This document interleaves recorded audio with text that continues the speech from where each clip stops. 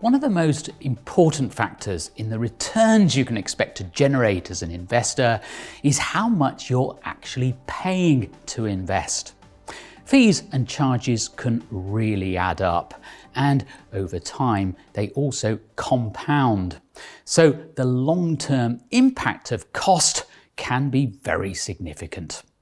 Investors need to be very, very conscious of the costs they're paying for investing.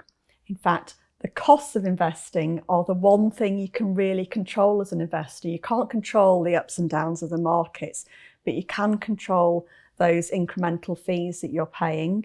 For a lot of investors, they don't understand the long-term damage that even small fees can do to your end outcome as an investor.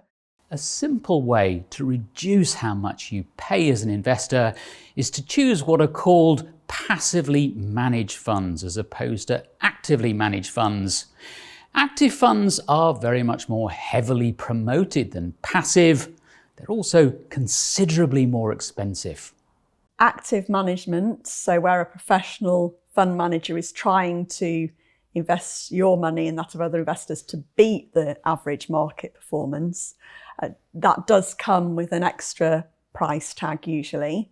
And passive funds, which are also called tracker funds, which track a particular stock market index. So they're trying to replicate the performance of, say, the FTSE 100, the S&P 500 in the States, or other well-known indices.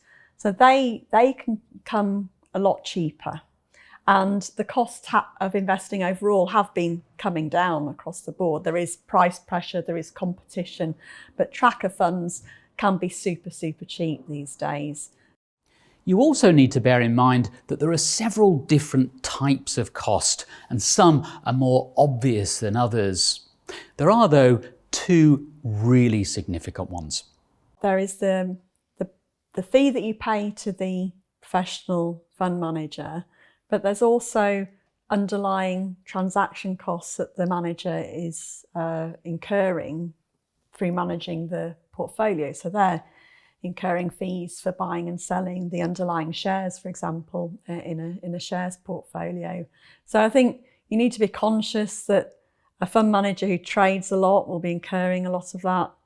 It's certainly not true that the cheapest funds always produce the highest returns, but it pays to keep your costs down. A good advisor can help you identify the funds that provide value for money. If you'd like to learn more about Manning & Company's investment philosophy, I can highly recommend this book by Mike Legassick, who's one of the directors. It's called Mind Over Markets. It explains how to make sensible investment decisions and, crucially, how to stop your emotions and behavioral biases jeopardizing your future financial security.